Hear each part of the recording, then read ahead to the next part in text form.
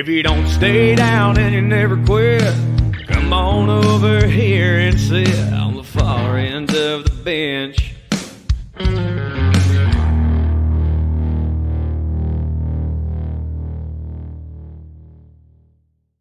What is up, bench warmers? Presented by the Variety Sports Network. This is Far End of the Bench, episode 127. We are live, Niko. We are live. We can finally say it because it's true. Live for the first time. Well, we're going to count this a little bit as our March/February live show. We said that we'd be giving you one every month. Obviously, with March coming up, we know why we would be going live during then. But this is a great time. We have a lot of good friends that know a lot of sports. So if you've been following us on social media at FEOTB Pod, like everybody should, you are already aware. But we're going to have a couple of our very talented friends, Griffin Youngs from the Tell It As It Is podcast, where they talk all Colorado Avalanche hockey and then also the NHL world as a whole. He's going to jump on. He's going to catch everybody up with what's been going on there. And then we're going to have Daren, he's been he was the host of the Talking the Gridiron show here on the Variety Sports Network, so we know he knows his football. He's also a huge basketball fan, and we're going to have him on to talk a little bit about the NBA. It'll be interesting to see how that goes because if you know us, you know, and I'll bring Niko in here for this one. Niko, my co-host, but we're Nuggets guys. Daren and the Fat Boy Fadeaway Sports guys are huge Warriors fans. So I'm interested to see how this whole thing is going to go. Are we going to be able to keep it civil is my question. All I'm going to say is there's only one team that's the best in the West right now. So I'll just keep it as that, okay? So you can expect fireworks because, boy, oh, boy, this team – woo-hoo, this team. That's all I'm going to say. I'll say the rest for later, but this team right now is giving me great vibes. They are. I mean, it's tough to discuss. It's tough to argue with the number one ranking in the West, and it is by quite a heavy margin. So it continues to grow every single day. I believe right now, after the win tonight, they have the best record in the NBA, actually, even. We just won like 10 minutes ago. I believe that's now we have the number one record in the NBA. So not just the best record in the West, the number one seed in the NBA. Thank you very much. Number one seed in the NBA, which is this will be our segue. So Niko, Bryant, Jimmy Pilato here, episode 127 of the Far End of the Bench. Let's go ahead. It's been a while, but we finally have him back on here from the Tell It As It Is podcast, co-hosted with himself and Christian Bolle, talking all things Avalanche hockey. Griffin Youngs, you're staying up late with us. We appreciate it. And the bench warmers are going to appreciate it, especially because we've been very focused on the NFL playoffs, and we need to catch up on our hockey news. So, Griffin, thank you for joining us and staying up a little bit late. Not a problem, boys. This is a pleasure once again for me to join this. Honestly, not that late at all. We record episodes much later. We recorded it at midnight last night, my time. So this is nothing. Yeah, no, that's the thing about that before. Yeah, that's the thing about watching, being a fan of the Avalanche, especially when you're living in places like, even in Colorado, it's a little unfeasible. They start at 7:30, and I would like to get bed at a reasonable time. Overtime kind of throws that out of whack, but I can't even imagine being an East Coast Avalanche fan. So kudos to you. And we mention your podcast quite a bit. We listen, obviously, to try and keep up with our team, and I really enjoy what you and Christian bring. So before we get into the current NHL, I wanted to give you a chance talk about your guys' show and tell people where the bench warmers that haven't heard since it has been a while, where they can find your show and listen to you and Christian talk about the Avs. Yeah, so obviously I run the Tell It As It Is podcast. You can find us on Spotify, Apple Podcasts, wherever you get your podcasts.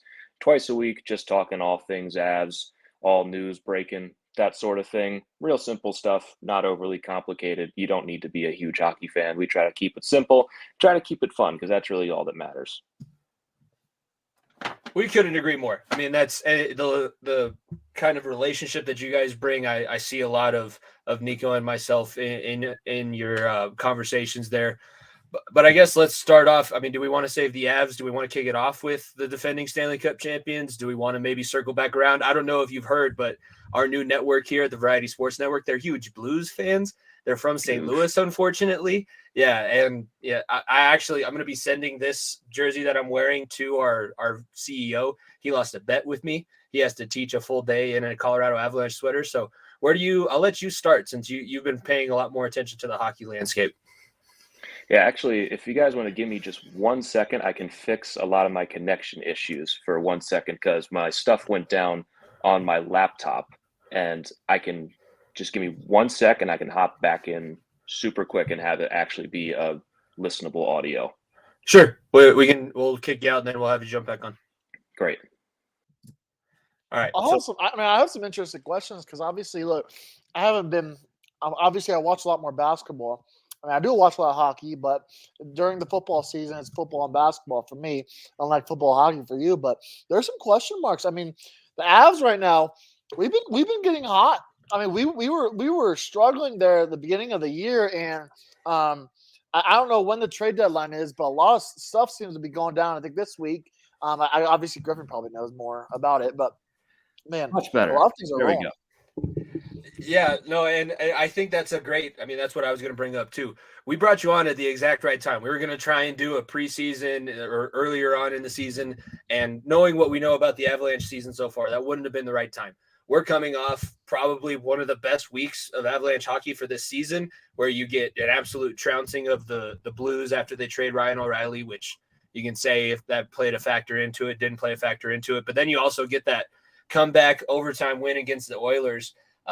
So it couldn't be a better time to have you on and kind of talk about, maybe Niko said it. Are we catching, I don't know if it'll be the same streak from last year, but it seems like we could catch a little bit of that streak. Yeah, I mean, last year's team is going to be pretty tough to even match at any point, considering that is as close as probably we'll ever get to a perfectly constructed roster. But the Avs this season have dealt with a lot of injuries. Unfortunately, Gabe Landeskog has still yet to play a single game with this team. Bo Byram has missed most of the season, only recently come back. Cale Makar now dealing with concussion issues. Lest we forget, 2 months ago, December, this team was basically icing the Eagles. But now that this team is healthy, almost for the first time, still waiting for Gabe to come back, and Makar still dealing with some stuff, this team is starting to roll.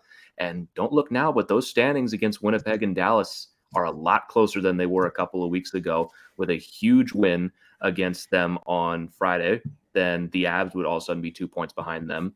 Dallas has been struggling the last couple of games. We could be talking in a couple of weeks, the Avs are now all of a sudden winning the Central again after being 10 points back at the All-Star break.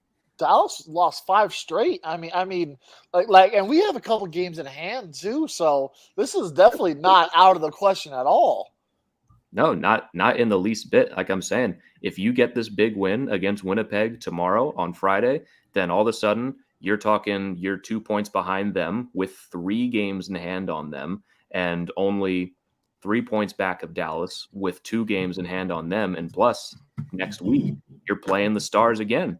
So you're going to have a really big game against them. If you find a way to get 2 points in all of those games, this is very much a thing that's going to happen. And the Avs are not going to have to limp into the playoffs and hope to be able to do this without home ice. They're in a very good spot because the West is awful this season. I have never seen a conference this especially comparatively. Like, you almost have to look at the standings. If you have them side by side, you got to be like, okay, this is the AHL side here in the West, and then that's the actual NHL over here. You got, I mean, I mentioned it with the Ryan O'Reilly trade, but like that makes the Leafs possibly getting out of the first round of the playoffs this year even that much more compelling.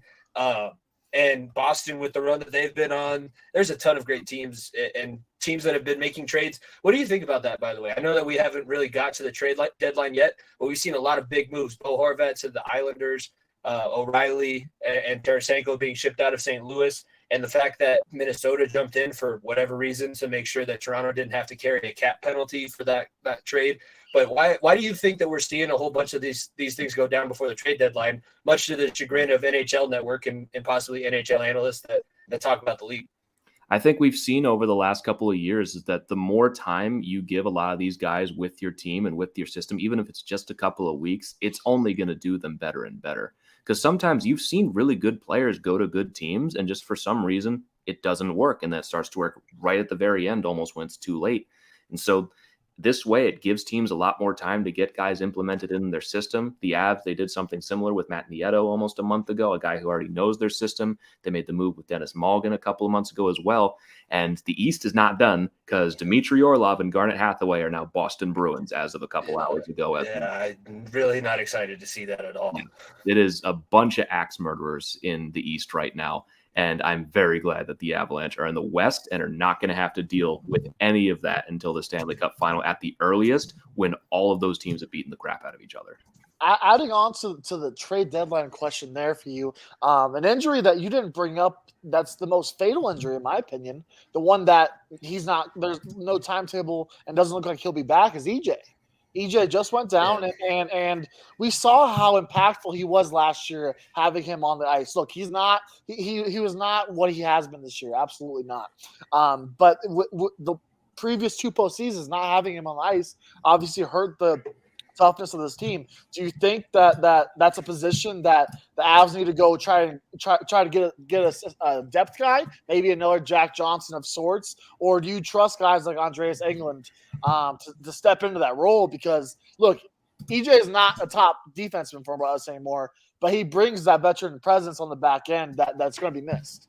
Yeah, I think now that Eric Johnson with a broken ankle is going to miss 6 to 8 weeks, probably at least until the beginning of the playoffs. That is insane. Like, how do you break your ankle and go, I'll be good in like a month and a half, 2 months? That should be fine. And it sucks because coming into this season, I would say, no, you don't touch the defense at the trade deadline. They wouldn't play. But now that you've had most of the defense injured for most of the season, and you're probably going into game 1 of the playoffs with an open spot, yeah, I think it wouldn't be a bad idea to maybe address some of those moves. And my ideal guy would be Scott Mayfield from the New York Islanders. I don't think they're going to be doing that because right now they're the number 1 wild card in the East. But I think plans change a little bit, as Christian and I talked about on our last episode, is like, obviously the ideal plan is you get your second line center, your Nazem Kadri replacement. Ideally, I would like that to be Adam Henrique from the Anaheim Ducks. But JT Compher has done a really good job in that role. And if you can shore up your defense with a little more insurance and maybe add a top 9 forward, doesn't have to be a center, could be a winger as well. I think that's a perfectly fine trade deadline for the Avs. And even still, with the West this bad, I'm still waiting for that domino to fall, for Dallas to make that trade, for Winnipeg or Vegas or Edmonton to make that trade, because they've all been out East. Options are starting to run out for these guys in the West. It feels like the one team that everyone is seeing engaging interest on is that team in Chicago that is trying to get rid of everybody, but those prices seem to be a little bit too high. It seems like, in my opinion, look at the past goalies that the Avs have had. Right, Grubauer only successful because of the defense in front of you. Put him in Seattle, horrendous. Darcy Kemper, great here with a great defense in front of him. Goes to Washington. Obviously, Griffin, you know a little bit more about that. Not had a great season compared to what he had last year and the years before. Georgiev and Frankie back there with good defense in front of them. I think like that's got to be the piece. Erod was a 2C at one point. I think when Landy comes back, Erod could fill that if need be. I think if you get another depth piece, I'm not looking for – because like I said, JT Compher, I think, has had one of the best years of his career this year. And he has been outstanding. Just everyone's like just writing him off as a 3C, and he's proved why he could be the 2C in this team. So like I said, I think, in my opinion, that back end is where you make your money, because when you face – I'm not saying not until the Stanley Cup, but Vasilevsky in the playoffs, for instance, you got to have a back end that can win you a 1-0 game or a 2-1 game, not a 5-4 game. Yeah, and the Avalanche's defense, when it is healthy, even without Eric Johnson, I believe is able to do that. Andreas Englund has had a very good season. Brad Hunt has been able to work in a pinch. But when you're starting to get into those playoff series, I really don't think the plan should be to have those guys starting game 1. If people get hurt and they have to come in during the playoffs, I don't think it's the end of the world. But I do think you're right. You need to shore up that defense just a little bit. Don't need to add a huge name, but just a guy, a rental that you can play in that number 6 role, probably along with Gerard, and have it just be fine. I mean, the way that this season's worked out, we were all jumping off the walls. I listened to you guys talk about it when Manson was re-signed because honestly, he was my favorite player from that Stanley Cup run. Talk about him getting down in front of the net against the Blues, and then just kind of that extra edge he brought. You got to even be jumping up and down more. Just seeing, we didn't expect the defense to look like this. We did not expect them to have to struggle and push through as much as they've been able to go through. But without those guys, I think then we're maybe even having to talk about splitting what they are looking for at the deadline. They can kind of go wherever they need to.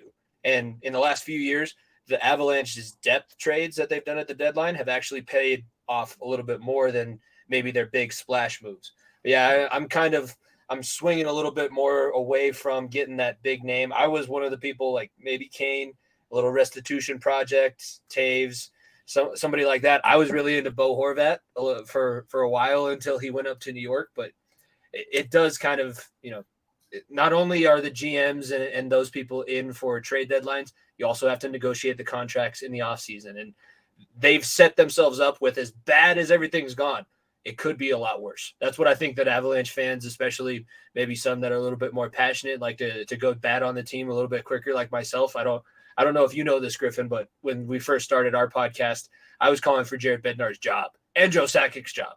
I was saying that they weren't able to get it done. It was after the Stars lost in the bubble. I was like, it's over. I'm done with it. But they've done a hell of a job. They set themselves up to deal with all of this adversity.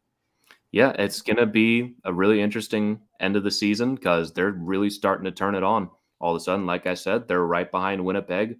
One big win against them tomorrow. They're really nipping at their heels. Dallas has really fallen off. The Avs can still end up with the top seed in the Western Conference, and that is shocking given how they played in December and January when this team just couldn't really string good performances together because of a lot of their injuries. And they still have the opportunity to take advantage of a really bad conference in the West. And even if one of those teams does make a big splash and a big addition, the Avs are still and always going to be the team to beat until somebody beats them in the West. Edmonton has not separated themselves from the pack. Dallas has not done that. Vegas has not done that. It's just been, are the Avs healthy? And if they are, who's going to stop them? Because there are teams in the West that can beat them. Sure, they can. It's a possibility. But the only team in the West that's going to win the Stanley Cup, even has a chance, is the Avalanche. If any other West team is in that Stanley Cup final, they will lose. So one thing that's been weighing on my mind as I've been watching like the injuries come through and everything and seeing what other teams are doing across the league, why in the world aren't we just abusing the LTIR? like what do we? I mean, we saw what Tampa Bay did with Kucherov. Vegas just LTIR'd. I think it was Mark Stone. Mark Stone and. You have, looks like EJ will be out for the rest of the regular season, right? At minimum. And then Landy, there's still no timetable. The guy just stepped foot on the ice last week. Why not? I mean, we're looking at 7 million cap space that could be used. I don't think this team needs a big name by any means, but why not? Like I said, if you are this confident that the West is this bad, why not just put a stamp on it and make it no doubt? Well, the thing is that I don't think cap space is currently the issue with the trade deadline. It's the lack of things we have to trade. We have our first round pick this year and next, and we don't draft again until the 5th round. And our prospect pool is almost completely depleted at this point. And I believe Eric Johnson is going to go on LTIR. I think they're still just working out what that's going to look like. Landeskog, the timetable we've got right now is mid-March. He's starting to skate. He's starting to get his legs back under him. They're not going to rush him. But Landeskog, unless something goes wrong, is going to be back before the end of the regular season. And I think that's going to be important for him. And the Avs, with EJ especially probably going LTIR, they have the room to make almost any move they want. It's just a matter of if it comes down to a bidding war, for example, Adam Henrique. The Avs do not have the firepower in trade talks to get that guy. If you're going up against a team like Dallas or the Rangers or the Bruins, if someone really wants him, odds are they have the better draft capital and better prospect capital to go and get them. The Avs are going to have to find probably a guy that's lower in value. And for a guy like Adam Henrique, who's going to be signed after this season, even if the Ducks retain, that makes keeping JT Compher hard. That makes keeping Evan Rodriguez hard. Then you're probably looking at, do we have to move that Sam Girard money around? it's a lot more than just that, because the rental market for especially what we need is almost dry at this point. Ryan O'Reilly, like we've said, is with the Leafs. Jonathan Toews is not going to get traded. And a lot of those upcoming UFA centers are on playoff teams. And there's just not a lot this team can really do at this point. Even if they put EJ on LTIR, which they probably will, it's a matter of acquisition cost. You know what they say though, Griffin? Fuck them picks. I ain't watching the draft. We ain't not three of us. We don't care about the draft. Obviously, if we don't win, maybe we will. But we got high hopes over here. Like we look in reality. If you have a couple first round picks, like I'm not sure what the bidding war would be for some of these top guys, but I think Joe and I think McFarland both know that this is your fucking window. You better get this on your horse, right? You saw what happened when the Avs thought they were something back in 2013 with Walt coach, right? You thought you had a squad of boys, and then everything fell apart. You had coaching issues, you had character issues on the team, and then you were one of the worst teams in NHL history. So like I said, if you want it, you got to go fucking get it. And well, there's also the thing about that 2013 team is that their shooting percentage through the roof, save percentage through the roof. Patrick Waugh, short shelf life, and this team has shown that it is a lot more stable. And I'm not opposed to trading that first round pick. It's just that's if we want anything, that's our only option. And for a guy like Adam Henrique, I keep bringing up Henrique. That's just the starter for every team. Every team is going to have that first round pick on the table, and it's going to be what else can you give us in return? And is it going to be for us? Is Jean-Luc Foudy enough to match what another package would be for a different team? And there's also the matter of you need the Ducks to retain salary. And if you're getting half, you're going to be talking more at that point. And other teams just have more of those assets. And are you comfortable giving those up for Adam Henrique, who is a decent player, would definitely be a really good player on this team, but he's not Ryan O'Reilly, for example. No, he's Nico Sturm. I was having trouble thinking of the name. He'd be a Nico. Adam Henrique would be far better than Nico. I get it, but like that's the level, because I mean, let's remember, and the guys that we have, I know that you're on here to talk about the NHL, and just for the bench warmers watching, we are going to have some basketball guys talking. They're Sharks fans, so they know all about Nico Sturm now and everything that's happened. I put it up on the screen. It's something that I heard just listening to one of the local Denver radio guys talk about the Avs. And he covered the team. He started covering the team after they won the 96 Cup. So he's seen the first two Stanley Cups. And what he talked about was those late 90s, early 2000s Avalanche teams left a lot of cups on the table. I get that the Red Wings were good. The Stars ended up winning a cup in that time. But it always seemed like they were just that close, kind of like how we were talking about before this last playoff run. And I don't want the Avalanche to do that again. I don't want to live through another, well, we should have won 2 to 3 within the span of a few years, but we kind of sat around. We left some cups on the table. So in your opinion, you mentioned the Henrique trade. Is there anything else that we can maybe see them doing here to try and go with this mantra? Because Sakic lived through it. I mean, he was on those teams that probably left some of those championships on the table. So what are you seeing in your eyes, Griffin? Well, I think Adam Henrique would be number one on my list. There's one today that I love. I don't know if it's possible, but if you can get Nick Schmaltz from Arizona and his pretty decently long contract, I don't care about acquisition costs at that point. Nick Schmaltz would be the perfect addition to this team, and you're not leaving anything on the table with him as your second line center.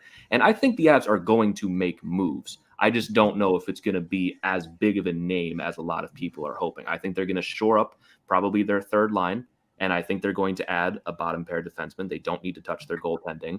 And you look at it, like if you run into the playoffs and your second line is Gabe Landeskog, JT Compher, and Val Nichushkin, I don't think anyone's going to be complaining too much. And then you still have Alex Newhook on your third line. You probably need to look at shoring up your fourth line as well.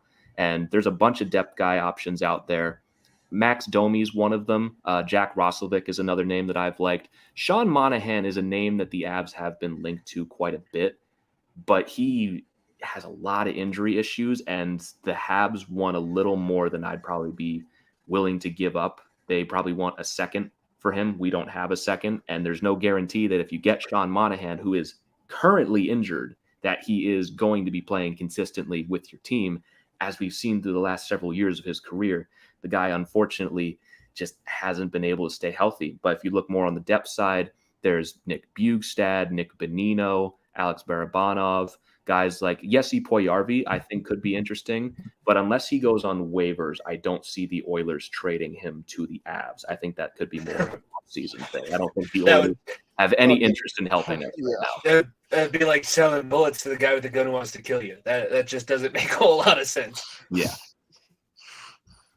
But yeah, I mean, I think there's several options for the Avs outside of a big name like Adam Henrique, especially now since the Caps are selling off. There could be a lot of names in there that they could be interested. I really wanted Garnet Hathaway to come to the Avs. I thought he'd be great on that fourth line. Unfortunately, he's going to Boston. But there's going to be names out there. They're going to do something, but I don't think it's going to make any headlines.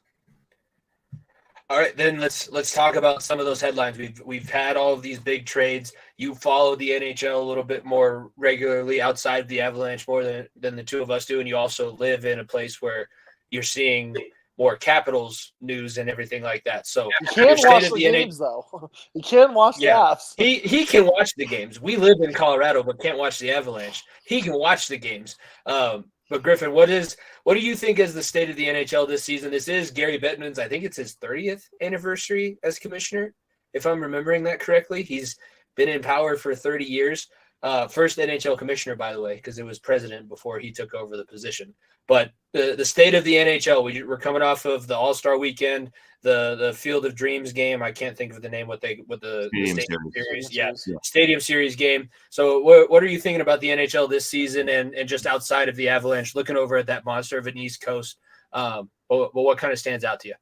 I think the thing that stands out to me the most is those 6 teams in the Eastern Conference. All of them, I've said before, those are a bunch of axe murderers. If any of them make it to the Stanley Cup final, they are equally terrifying. The Bruins, the Lightning, the Leafs, the Hurricanes, the Devils, the Rangers. Those are all really good teams. And in the West, like we've talked about, it's really that a healthy Avs team that's only one that stands out as a true Stanley Cup contender.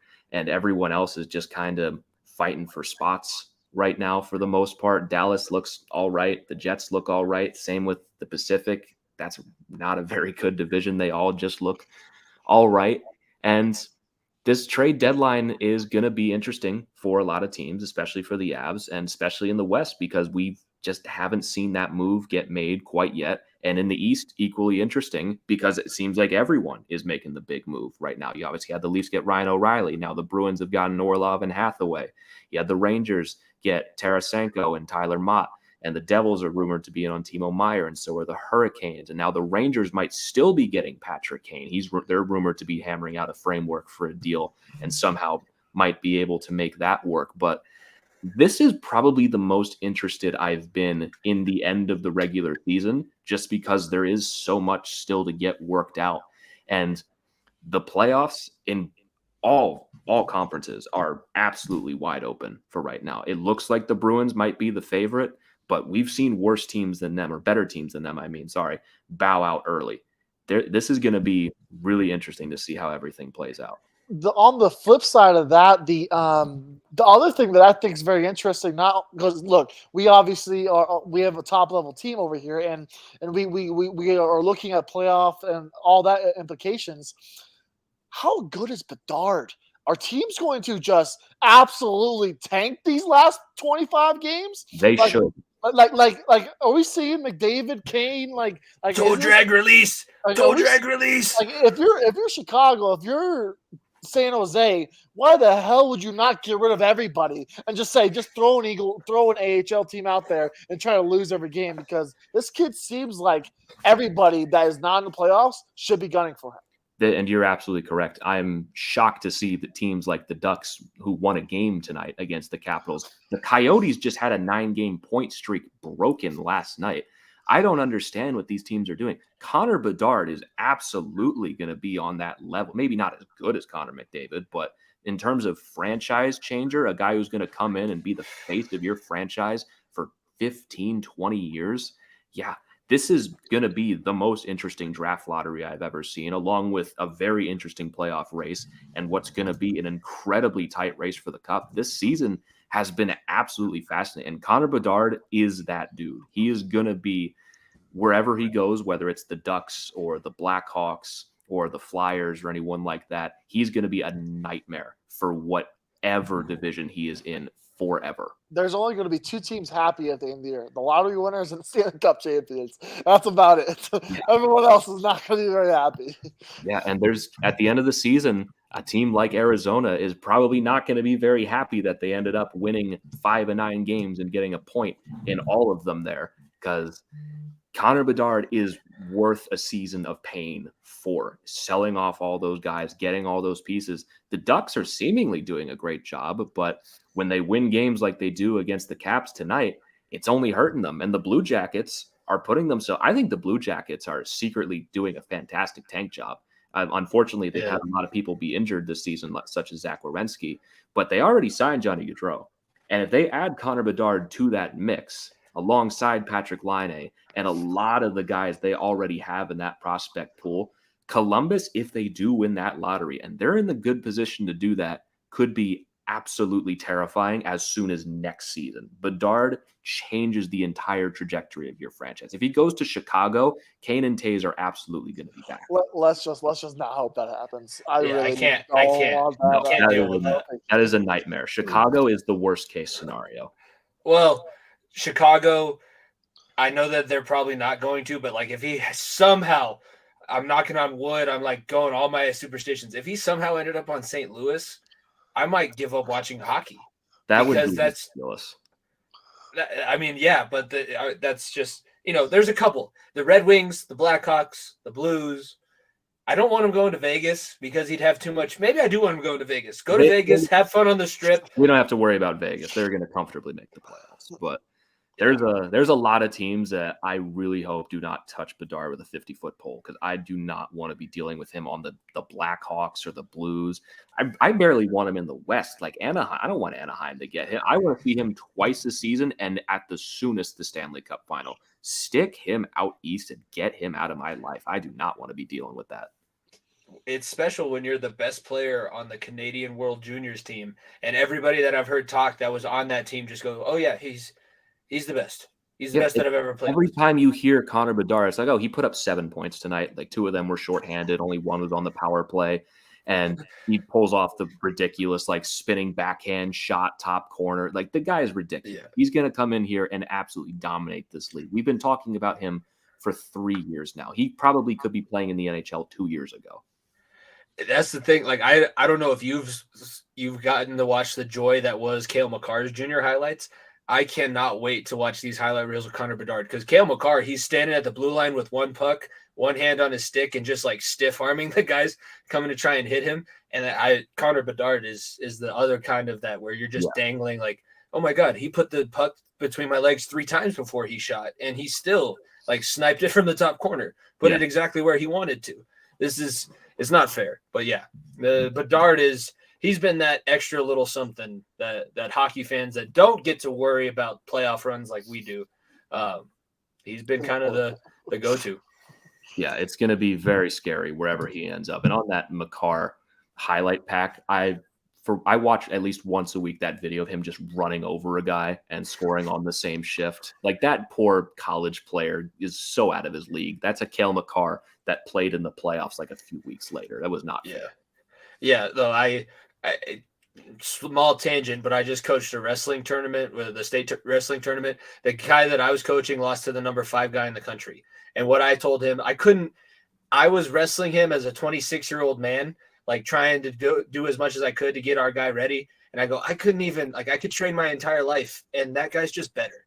He's just better. I can never come close to giving you a look like that. Don't feel bad about it, because you got rolled up in the case that you're talking about. You got stiff armed by Cale Makar. He's going to be one of the best defensemen that it's ever played in the NHL. You got dangled by Connor Bedard. He's one of the best players that we've ever seen play at this junior level, and probably should have gone straight from Pee-wees up to the NHL. But we have the rules set in place. Canadians aren't ready to play in the NHL at 13. Bullshit. I think a lot of them could be ready. But no, Griffin, I appreciate this.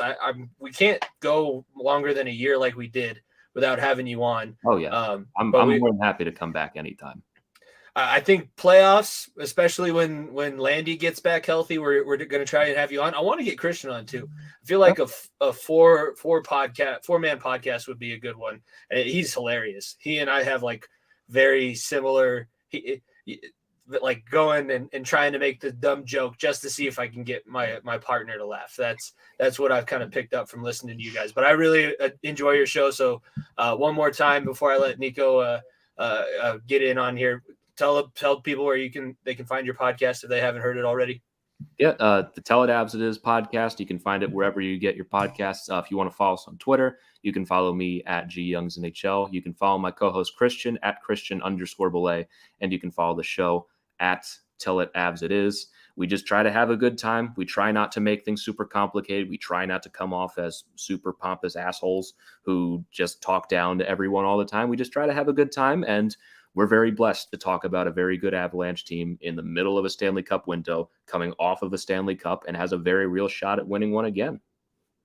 Yeah, we cover the Avs over here for us, but I mean, no one does it like you guys. If you're trying to catch up on, and you're in the Colorado area and trying to catch up on what's been going on this season, go back and listen to their past episodes. We try to cover the best we can during football season, but obviously other things happen for us that take more precedent. But yeah, like I said, we've been listening to you guys all season long, and this postseason run is going to be another fun one, I think. So it should be fun.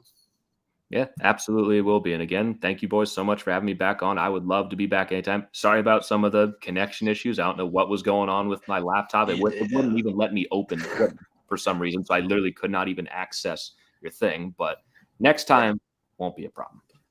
Griffin, Niko and I re-recorded an entire 2.5-hour episode because my thing crashed in the middle of uploading. We know all about connection errors. That is my nightmare.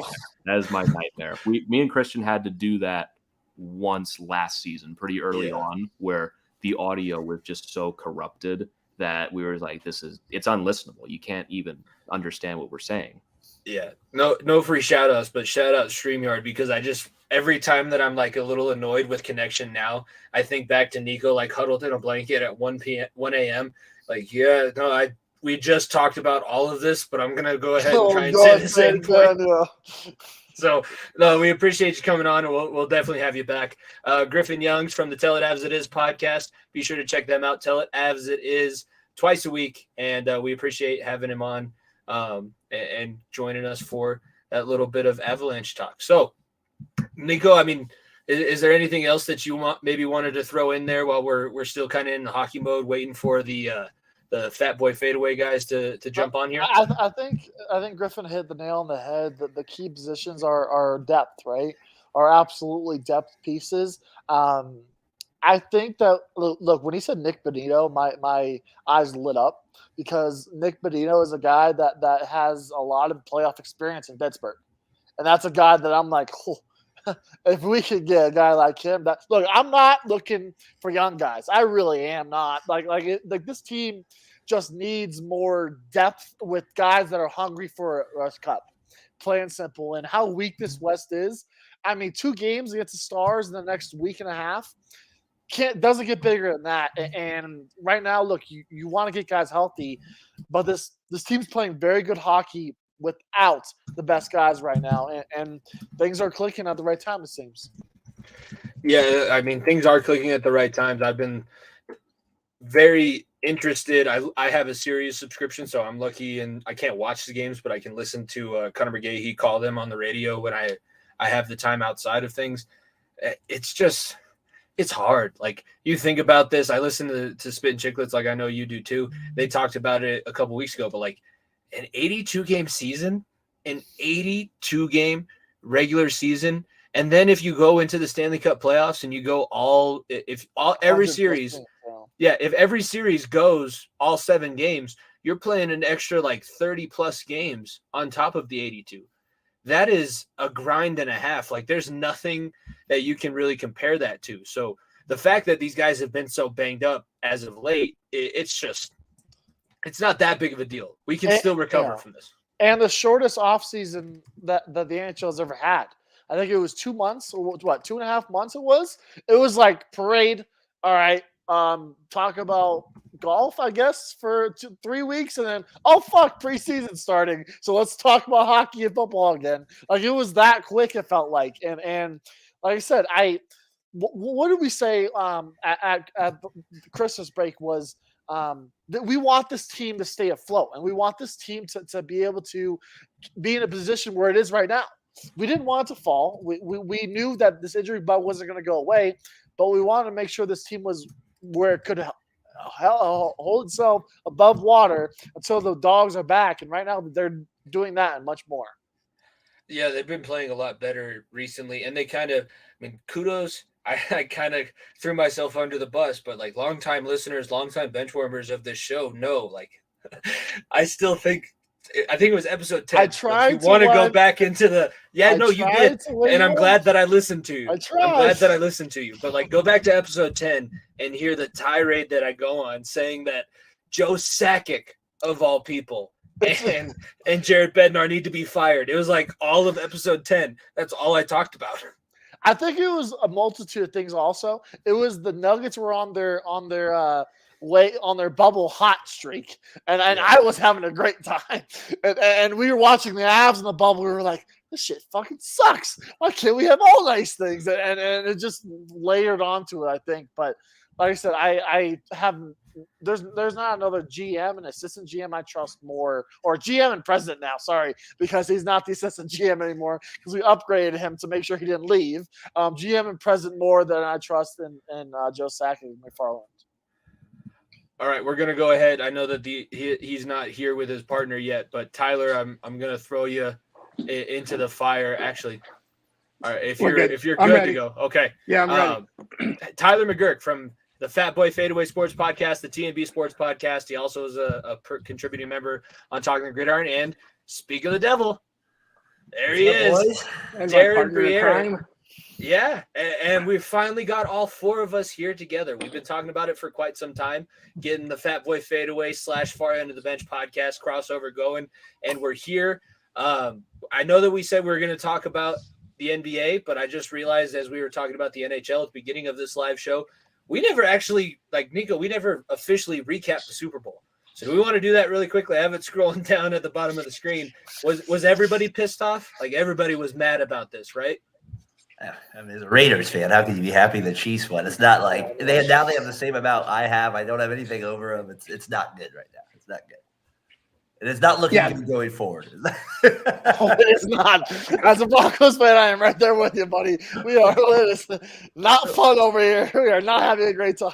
No, not at all. Not at all. We can agree on that. Tyler, I know your pain. You lost in the NFC Championship. I lost in the AFC Championship. I mean, he didn't have a quarterback that literally could throw the ball more than 5 yards. So, I mean, he at least had a reasonable reason to be mad. We just sucks over here.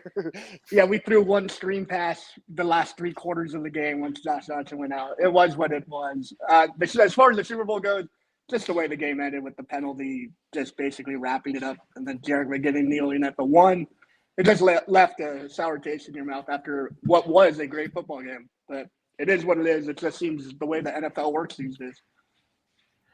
All right. We have Tyler and Daren from the Fat Boy Fadeaway Sports Podcast. If you've never heard their show before, you're missing out. I listen every Sunday, which I have it up at the bottom of the screen. But, boys, if you want to talk a little bit quickly, give your rundown. I'll let Daren talk about Fat Boy Fadeaway, and then, Tyler, I'll let you talk about TNB. Because I know that you guys started that one up a little bit like halfway through the NFL season, but you're going to keep going with that with Brian. So want to give you guys your shine. So go ahead, Daren, take it away. Yeah, we got thanks, Jimmy, first of all, for having us on, Niko, you as well for that. We, like you said, we kind of looked at you guys as kind of a first year. I think kind of kept us motivated in some regards. So we're we're honored to be on here with you. And, follow us at Fat Boy Fadeaway. Obviously we're going to touch on all the teams there in all the Bay Area teams there, or I guess Vegas doesn't count anymore, but you get the point. We're going to touch on them as well once in a while. Hopefully the A's stay in there longer. So that's the point of the show. I'm a big history guy with sports. I like to kind of touch on things like that. So this Sunday we'll be doing what ifs in the NBA. I got Marbury, Garnett, Joe Smith as one of them. I got a few other going in the forward. There'll be some fun ones going with it. So that's kind of the stuff I like to do on Fat Boy Fadeaway. And of course, Jimmy, you join me on Talking the Gridiron every week on that, and that's a big part of it on Variety Sports Network as well. So check me out there with it, and obviously Tyler's on those shows as well. And Tyler, you can go ahead for TMB Sports. So TMB, we joined VSN, and we had this opening. Like, I just saw an opening to start a football program, make content on a team that I have a passion for, which is the 49ers. So I just every Saturday morning we talk 49ers, what happened the week before, preview the next week, and it's just something. I saw Brian, who's been one of Daren's best friends since like high school, and I've been friends with Daren, so me and Brian knew each other through that, and so I was like, yeah, let's bring Brian on board. And it just, we're both passionate. We both love the 49ers. So we just started doing that on VSN. So it's all basically thanks to VSN, to be real. Yeah, VSN. I mean, that's Niko and I talk about it a lot. We were on a network before joining VSN. And this experience with these guys, I know that I gave them a little bit of crap when we were talking about hockey, but that's just the rivalry. Like Blues and Avalanche, come on. I know that you live in – yeah, no, I got the Avs covered. Niko, you want to show Daren yours because we mentioned that at the beginning of the show too. This is going to be – team in basketball, question mark? The basketball segment might get a little contentious since we have, a Nuggets guy. I can't even call myself a Nuggets fan because of how little basketball that I know. When you were mentioning those history moments in basketball, I was like, I have no fucking clue. Darren, might as well be. If you need a friend, I can go down some rabbit holes with you, buddy. I can go down some rabbit holes with in terms of basketball history. Yeah, no, I had no idea. So, no, it's been great to kind of get in touch with you guys through VSN, and we're happy that you're on. We're here to talk about the NBA because I know a lot like you guys, you were focusing on the NFL playoffs. We totally neglected all other sports because we just wanted to get in, talk about the NFL, and get out. So we're here to catch everybody up. So your job here is to make sure all the bench warmers are ready for this final push of the NBA season, getting into the playoffs and then into June. I know that your Warriors aren't doing so good right now. We probably should have done this a few weeks ago when they were hot. Jimmy. Hold on, Jimmy. No. Yeah.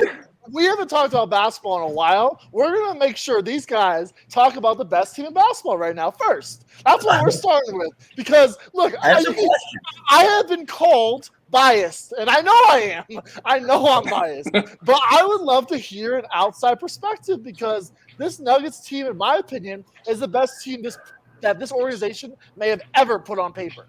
Ever. Will you talk about 2009, Chauncey Billups, Melo, possibly. David Thompson, Alex Andrews, maybe. But this is one of the top to bottoms best teams that this franchise has ever had. And I want to hear what the outside thinks. For me, like, the thing with the Nuggets is, like, I'm with you. I actually thought, like, okay, before the trade deadline, I'm going to be honest with you, Niko. I was like, I think I'm actually at a point now where I can say the Nuggets are a favorite. And that was hard for me to get to. You right? That is hard for anybody to get to. Like, very hard for a long time. The Nuggets are the favorite. Like, I don't even know if I could think that. And I was trying to rationalize it. But, man, after the Suns trade, I just can't put you guys. And that's the big what if, obviously, with it going forward. But that's the one where I'm like, okay, I'm not sure. But in terms of just the Nuggets from where I'm seeing it, I'm a little worried. As a Warriors fan, though, I'm going to be honest, I feel like that is a decent matchup for us out of all the teams. I'm not saying I want that matchup. Your team scares me. Like, top two teams that scare me, it's Phoenix and then you. Like, I don't care if you're the fucking 8th seed or 10th seed right now. It's Phoenix and you right now. Hold on. It scares the snot out of me. Because of Draymond? Because Draymond can legitimately give Jokic a little trouble. I don't think he can give other centers as big a deal. But I think Jokic, well, at least last year he gave him trouble in the playoffs. So we got to call these Jokic brothers back over to the U.S. because they would handle Draymond Green quicker than a hiccup. And then we could actually just get into the basketball of everything. I don't want to – Draymond Green has as much basketball in him right now as I do. He's more focused on his podcast. That's disrespectful. This is a 4-time champion. Dude, defensive player of the year. I'm not taking any of that away from him. I'm not taking any of. And he did last year. We played you less than a year ago, and handled you in five or six. It's almost the same roster. Gary Payton's hurt or whatever that happened with the Wiseman thing. We'll get into that on Fat Boy on Sunday. As far as I like what the Nuggets actually did at the trade deadline, bringing in Thomas Bryant to add a little more size with Jokic, and then Reggie Jackson's a pretty good fit to fill the Bones Highland role. I thought Bones Highland got a little overrated after the trade. People were talking him up like he's Jamal Crawford. So I actually like what the Nuggets did. Like Daren said, I still think the Suns are the best team in the West just because Kevin Durant is unguardable. I mean, as much as Jokic is, Durant's just a little step above as far as offensively.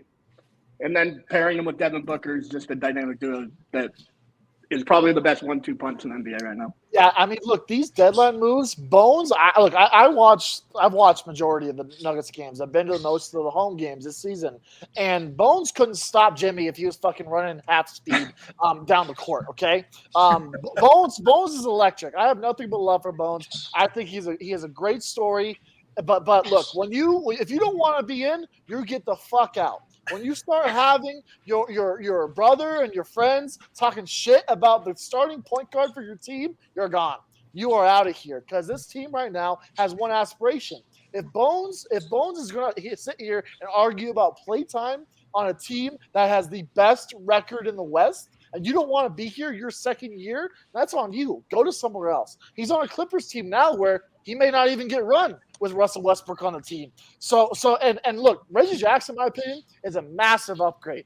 This guy, Reggie Jackson, was a 19 points per game guy last year for the Clippers. Like he playing for the Clippers, it's hard as can be because no one knows who the fuck's playing every night, and it's a crapshoot what your role is nightly. And I think he's going to fit in perfectly. And Thomas Bryant, man, I don't know what the Lakers thought they were getting in Davon Reed, but Thomas Bryant is a massive secondary big that we have been waiting for since Mason Plumlee.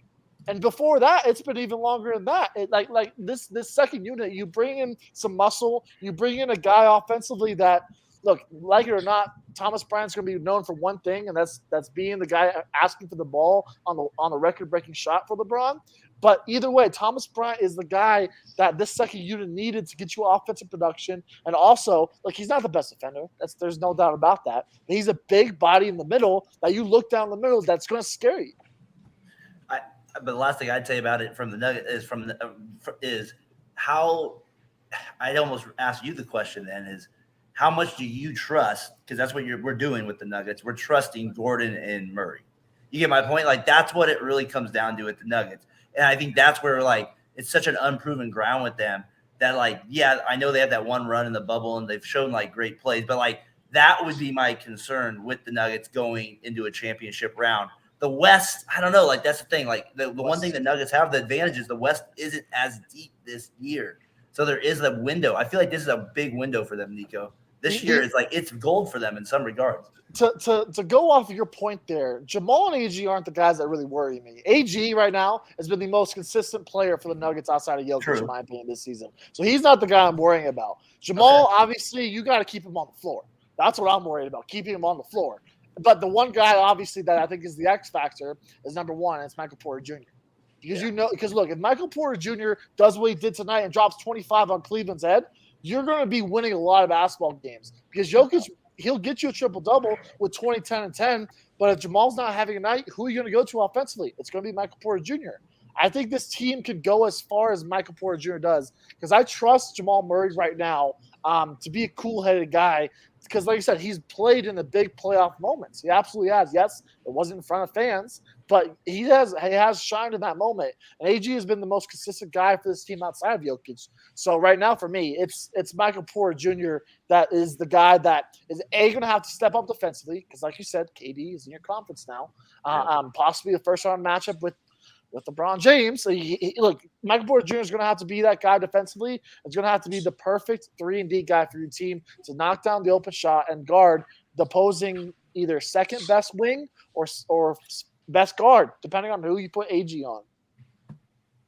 I'm just looking at the box score. You mentioned I wanted to talk about Jamal Murray. You got into the point. Sounds like you trust him.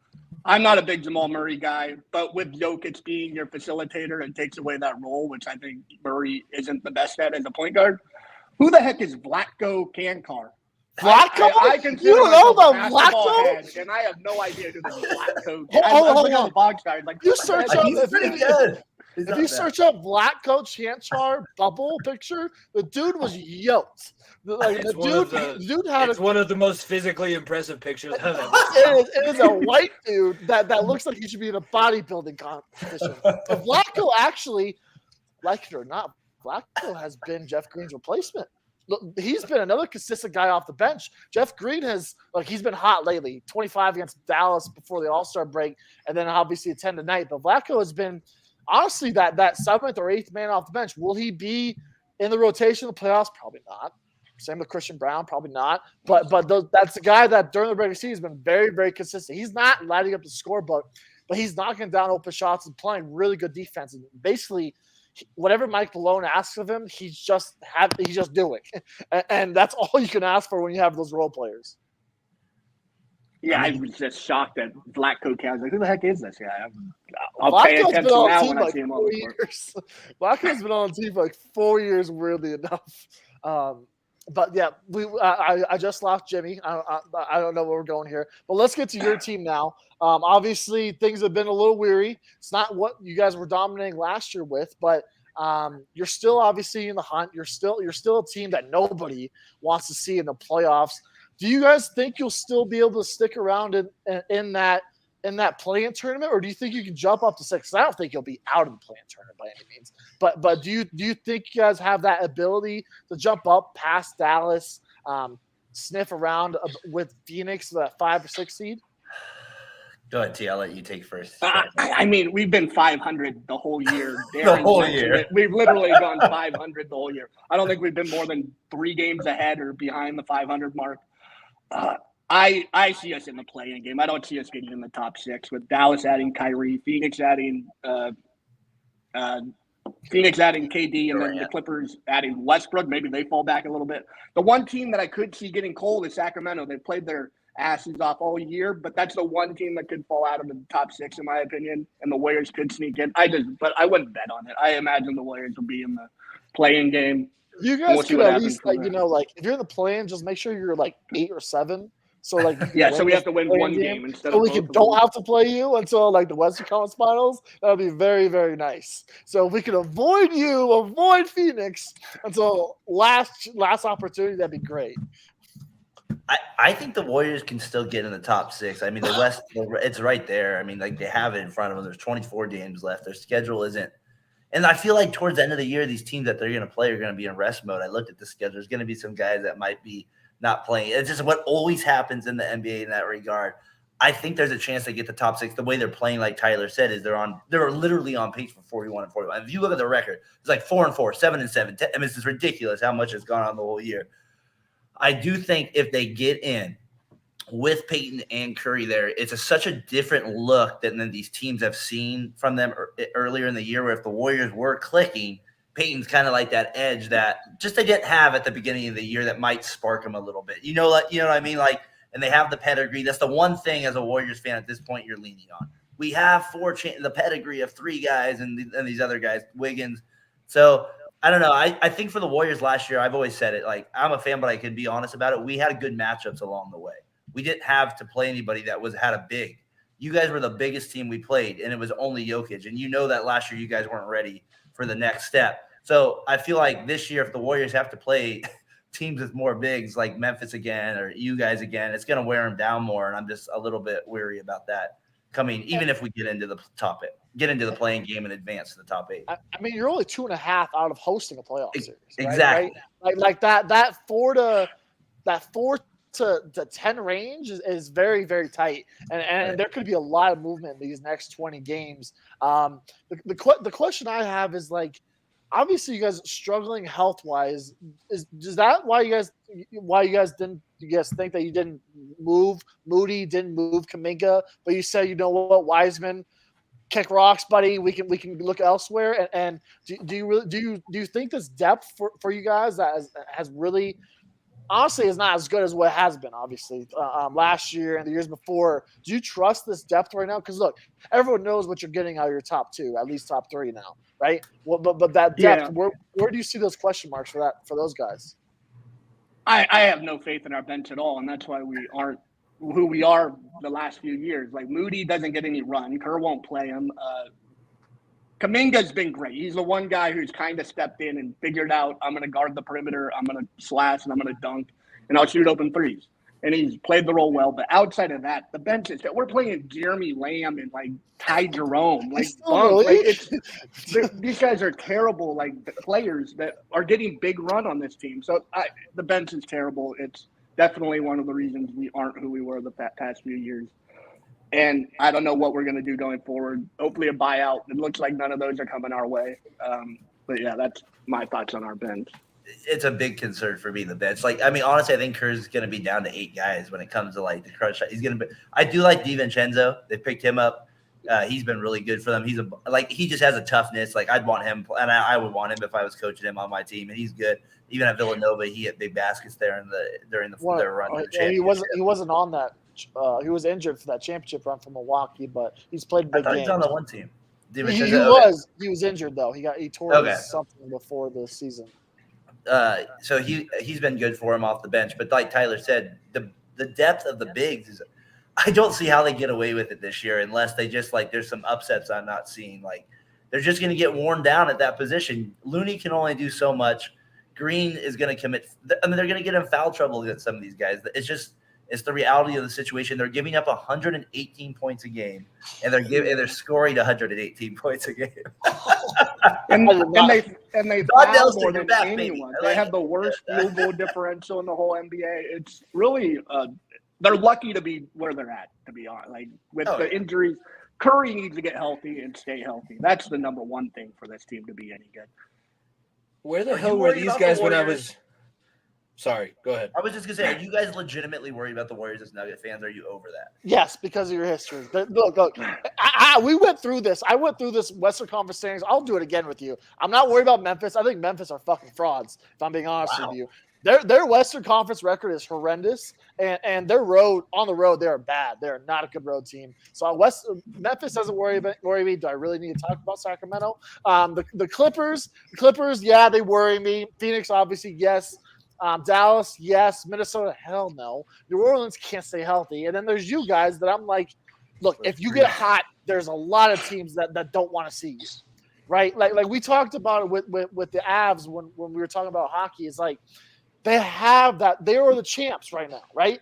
It doesn't matter what has happened this season. You face them in the playoffs, you're staring down a NBA champion across the lake. You're looking at a Hall of Famer is arguably one of the best point guards of all time on the other sideline. It's like not many teams in the West can give you that. Memphis doesn't give me that. Clippers, they have some Hall of Famers. Kawhi Leonard's something, but he's not Steph Curry's level of all-time greatness. Like the only greatness that would come out of the West that matches Steph Curry right now is LeBron, and the Lakers are fucking horrendous. So when it comes to legendary players, it's the same old adage. Like you don't want to face Brady in the playoffs because you have a good team. You may have the one up on Brady and the Patriots or the Bucks or whatever, but you know that 12 is over there. It's the same thing when you face you guys. It doesn't like I said. Your depth, I think we can match much better. But like I said, it's the X factor of number 30. Yeah. This could be like the Cowboys sending us to our retirement home though this year. We're not. It's going to be interesting for sure. Was I invited to speak? I feel like a woman in this conversation. Like, should I just go and make sure that the food is ready and the beer is on tap? That's all I really have to contribute to this conversation. Niko knows. You guys actually haven't heard a conversation where I'm trying to talk basketball. What I was going to say is, where were these Golden State Warriors when I was broadcasting games in college, when I had to call like 32 to 38 games?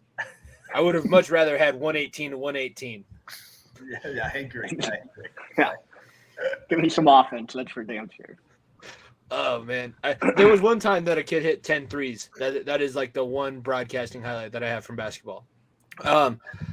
My question, what does this Kevin Durant trade do?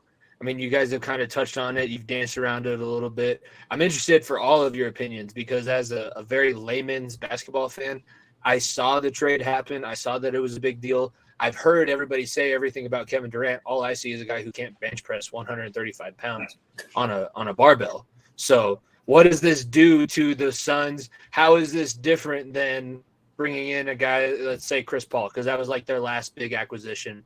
And I know, Niko, I saw that little head shake. I get it.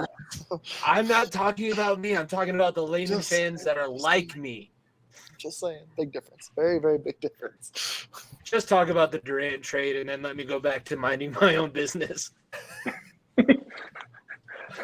I mean, we could get into it puts them over the top. It really makes them an absolute contender where before they were in that 6 seed.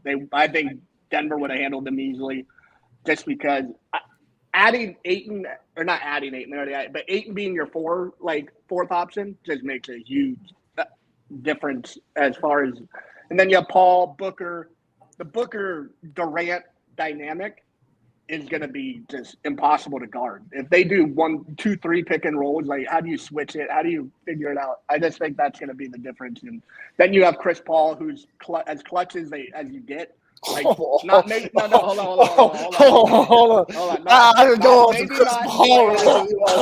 Maybe not in playoff series, but single games. Like if you want someone to hit a shot, he hit the shot against the Spurs in Game 7 of the Clippers. There's many shots he's hit that are big shots. Does he blow series? Yeah, but he wasn't even the best player on those series, and most of them, like James Harden was the Rockets guy who made them go. So and then having him be your third option makes a world of difference as well. I just think the Suns are the best team now.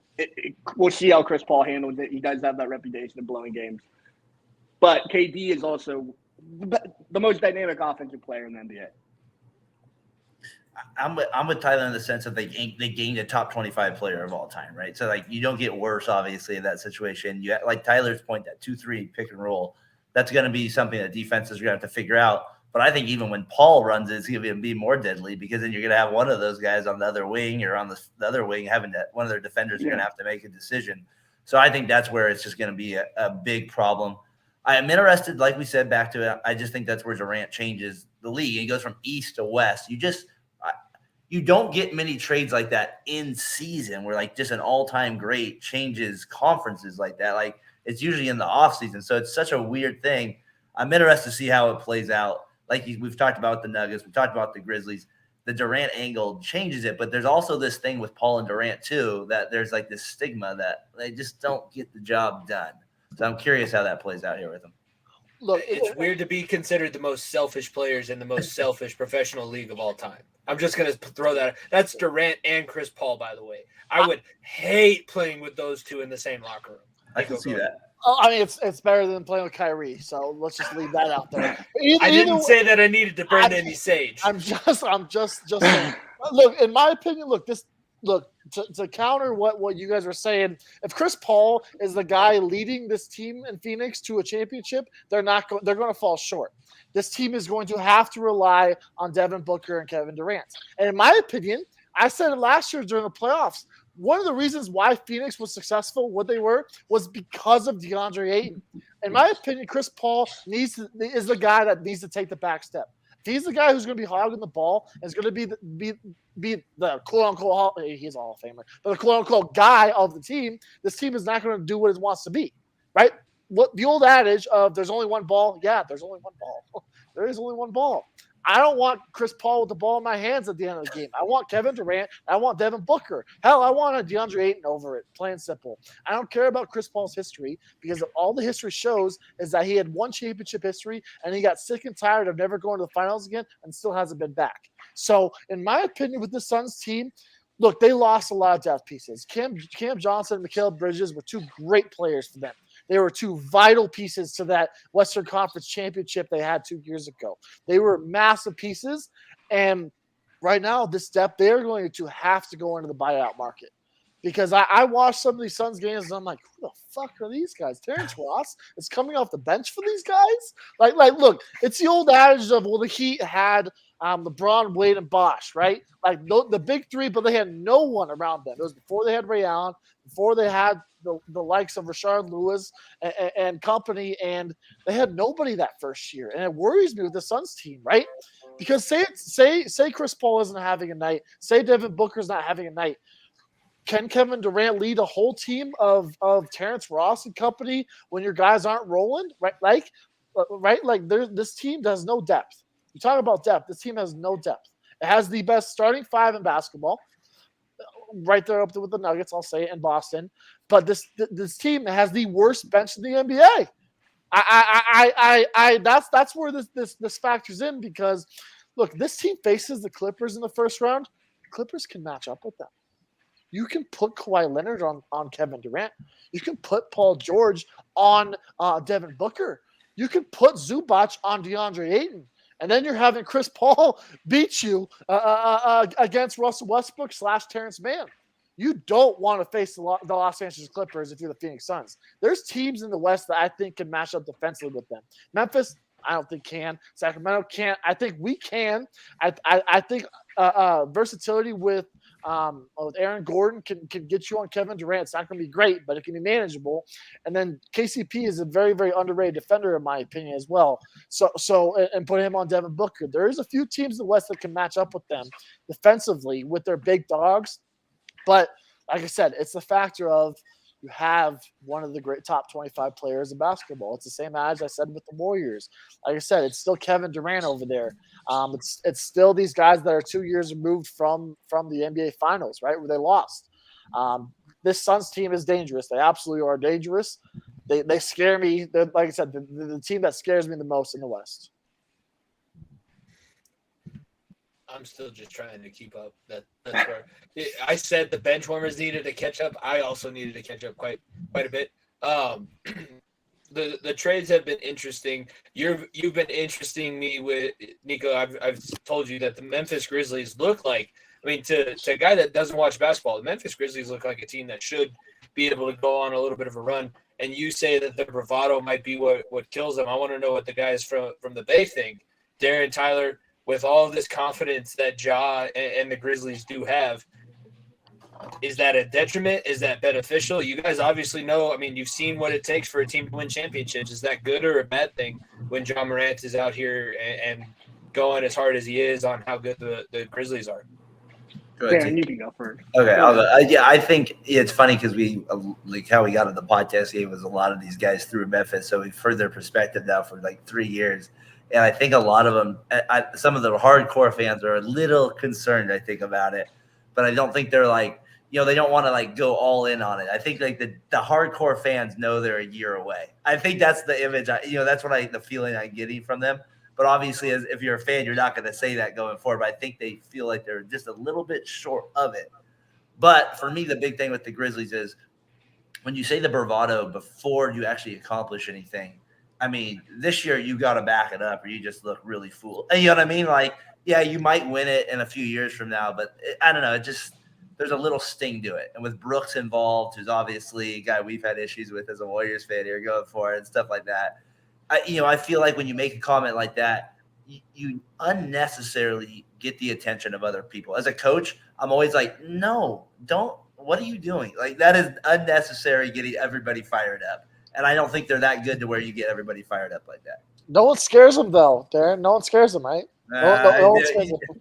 They're fine in the West. They're fine in the West, right? There's a fine line between tough and crazy, and you're flirting with it. Exactly. To quote one of the best movies of all time, that seems like they're flirting with that line a little bit. Tyler, go ahead. I like the Grizzlies a little more than both. Well, maybe I don't know about Daren. Daren, yeah, I like him a little more. I hate Dylan Brooks. He bugs me more than anybody in the whole NBA. I think he's a loser as a player. I think you can't win with him. I really think he provides nothing except for like some defense, but the things he does on offense and the things he does to rile other teams up takes away from his defensive prowess. As far as Ja goes, he needs to just be quiet, less arrogant, just play basketball because the guy's electric. He could be one of the best point guards. He's Derrick Rose, but healthy. So, like, he's that good. And then Desmond Bain can hit threes. Jaren Jackson could be Defensive Player of the Year. He's that good at blocking shots, playing defense, getting steals. I don't like their depth either. I don't think they'll win it this year. I had them coming out of the West at the beginning of the year. Just the more I watch them, like they blew a game to Philly today. They were up 15 on the first half. They blew it. they couldn't stop Joel Embiid. It just, yeah, I like them. I think they're going to make it to the Western Conference Finals. I think they'll lose to Phoenix or Denver, depending on who they play first. I think you hit the nail on the head. I see a lot of Chicago Bulls 2010s in this team. Right? It's the electricity from the point guard position. It's a center and Steven Adams that rivals Joakim Noah. He's not going to get you points offensively, but he's going to be gritty defensively. And Jaren Jackson, Taj Gibson type guy, right? Like they have a lot of depth pieces that you're like, yeah, they have a dude. They got a dude. They got a dude in John Morant. There's no doubt about that. But it's these secondary guys that have not played big game moments, right? Who has any wealth of experience on this team right now? Outside of the playing game last year or playing game 2 years ago, I think the playing game again last year. Like they beat Minnesota, then they lost to the Warriors in the second round. Either way, like they don't have a ton of experience over there in terms of championship pedigree, and they're talking like they run it, right? They run it. They run everything, and you're 500 in your own conference, right? You're terrible in the road. You're 500 in your own conference. Look, we all know the East is absolute dog water, and when you play Detroit, Charlotte, Orlando to start the year, and you play all these bad teams in the East, and get all your Eastern Conference swings out of the way like Memphis did, it's going to pad those stats a little bit. And when you play those tough Western Conference opponents or those tough Eastern Conference opponents, you're seeing what this team actually is. I feel like there's something to be said for manifesting confidence, but if you're manifesting confidence in the face of like you're not putting in the work, that's where I run into the issue. So Daren, what you're saying about the coach, like I'm all for like one of my athletes being up in somebody's face when I know that they've put in the extra time, but it doesn't necessarily seem like this Memphis team has put in the extra time and like gotten to that place where they can go ahead and say, oh yeah, we're going to win the West. Like we're good. We don't have to worry about Jokic, who's a 2-time reigning MVP, probably should win his third, but we can have that debate later on in the season. But like, it just seems like it's a little bit, I tend to agree with you a little bit more where it's a little bit too early. It's just a little bit like you're almost there. You're on the right track. Like that's where I get the classroom from. Like you're good. You're getting there. You're really close, but that's not the right answer. Get to the right answer first, and then I can give you all the praise. I don't have to tell you it's good, except for you don't have it right. That's how I'm feeling about the Memphis team. That's fair. Yeah, I agree. It's just too early. They talk too much for what they've accomplished. They haven't accomplished anything. Yeah. Win something, and then you can run your mouth. Like the Warriors got a lot of shit before they won anything because they danced after making 3-pointers and stuff. So I get it. Like people weren't big on Curry at times because he danced, or Clay, or Draymond. Everybody doesn't like Draymond if you're not a Warriors fan for what he does, his antics on the court. Even Warriors fans get mad at Draymond for what he does on the court. Like I rip on him all the time. But yeah, just play a little more basketball. I think they have all the talent in the world. I think Jaren Jackson's a little better than Taj Gibson, Niko. But I see the points you're making. They are pretty similar in the way they play basketball in the Chicago Bulls. Quick question just to piggyback off of what you were saying about your team. Look, you get a lot of free agents this summer, Draymond Green including. Do you think this is probably the last run with this group?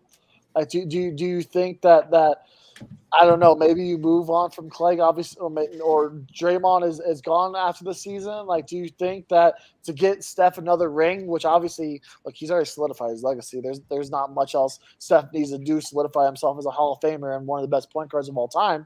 But do you think that this team tries to retool again and tries to find different ways to get Steph Curry some different weapons around him?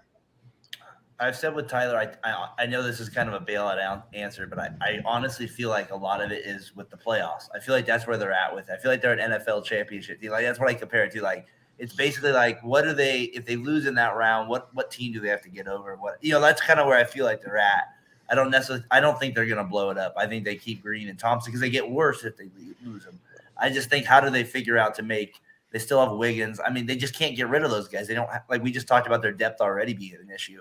We can't get rid of guys that help us. So as much as they're getting worse, they're still better than what we can get. And so I think we end up keeping them at the end of the day.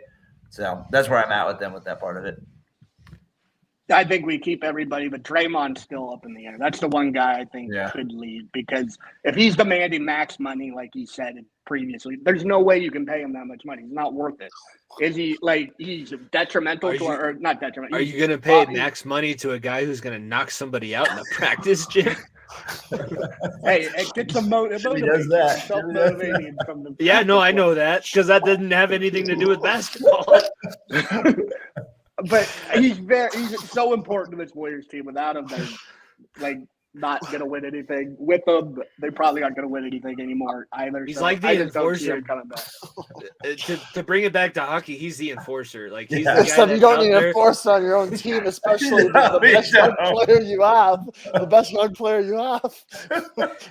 You don't think that these enforcers in the NHL punched out a couple of their team? I can't even. They didn't punch out. They didn't punch out the next big star for their team. I'll tell you that. They punched out a role player.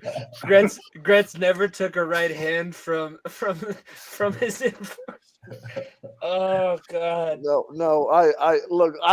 I have to agree. I think Draymond will jump ship and join his butt buddy over there and LeBron wherever he goes. It is, that is a problem. That is. There's a very good chance that happens. Let's all be honest with ourselves here. There's a very good chance that happens. If Draymond's not going anywhere else, he's either going to play with LeBron or he's going to be on the Warriors. In my opinion, he's not going to go to fucking Atlanta to try to change the culture over there. No, he's not. Orlando. Yeah, no. Unless they get Bronny and LeBron's also there, then he'll go to Orlando. But I do think that, like I said earlier, this Warriors team still has a chance. They absolutely do. Like I said, it's going to be on the backs of those dudes. But I will say you are on the latter half of this dynasty. Yep. Yeah, we're on one of the last rings. Last rings, though. No doubt. Nico, I'm gonna let you have the last question since I know you might have some basketball questions, and then I'll set it up so that they can talk about their shows on the way out. But this has been awesome. I'm glad that we got to do a Fat Boy fadeaway and far end of the bench crossover. The bench warmers are probably appreciating it as well. Sundays, right? Sundays is the day that you guys release your new episode. Sunday morning. Yes. At Fat Boy Fadeaway on Twitter, subscribe to their YouTube channel, and then also on the Variety Sports Network. But Nico, your last basketball question, because it's been proven that I'm worthless. I'm worthless on this segment. We haven't talked about the East, so I want to hear what you guys who are your main contenders and who are your main pretenders, because the East, in my opinion, like Boston's a very good squad, obviously, but when you look at Milwaukee, you look at Philly, you look at Cleveland. Hell, look at Miami and New York possibly, but Brooklyn, who knows what they're going to be like. Like, there's some teams that could make some weariness for those top four teams. Who do you think are the top two contenders and top two pretenders out of the playoff teams right now? Let's say top 10 in the East. The Celtics, to me, look like a legit hungry team wanting to win a championship. That team looks like they are just on the verge of wanting something. So that team would definitely scare me in the East, and then the Bucks for sure too. There's something about Giannis and Middleton and Holiday I like as a trio there with that team. There's a combination there I really like with that team. The teams Not to cut you off, but are your kids as obsessed with Giannis as my kids are? Because I'm telling you right now, I can't go a day and a half without hearing Giannis's name mentioned, just like in the little subsection of students that I have. They're big Giannis fans, and of course Curry out here, of course. But yes, Giannis gets mentioned a ton out there. I just think he's just such a generational player that like he's going to be something that always concerns them. And then the teams that you talked about frauds, I would say the Heat this year probably aren't ready for it. Something seems off with them unless they get. But Butler does have a way of playing better in the playoffs. So I'm that team always is so weird for me is the freaking Heat. I never could understand that damn team. So this is Pat Riley. It's because of Spoelstra. It's because, like I said, it's Bill Belichick in the playoffs, right? It's not necessarily the team. It's the grittiness of that Miami Heat team that you have to face in the playoffs. They're not going to be a fun team to play in the playoffs for anybody. You may beat them, but it's going to be 5-6 games, maybe 7, where you're wearing your ass down. Yeah, and the Cavs are the other team I'm not sold on yet. That's the other one, T. That's what. Yeah. I mean, I basically have the same answers as Daren. I like Boston. I like Milwaukee, especially if Chris Middleton, Giannis stay healthy. I hate Philadelphia's I hate team. Philadelphia. I like I hate Embiid, Philadelphia. but the rest of the roster is just not my cup of tea. I Harden. don't like Tobias We get Harris. I along hate James greatly, Harden. Tyler. I'm not a Philadelphia guy. And that's a question I wanted to ask you, Nico. There's obviously like that rivalry between Embiid, not even a rivalry, but a fan rivalry between Embiid and Jokic. Twitter rivalry. Yeah. What are your thoughts on Embiid? And like, I know how much you love Jokic, but what are your thoughts on Embiid? Those Sixers trolls are strong. Let me tell you, being a guy that's on our Twitter account. Every time I say something, they always find a way to our profile. So it's a good time. Look, Embiid, I think he's the second best player in basketball.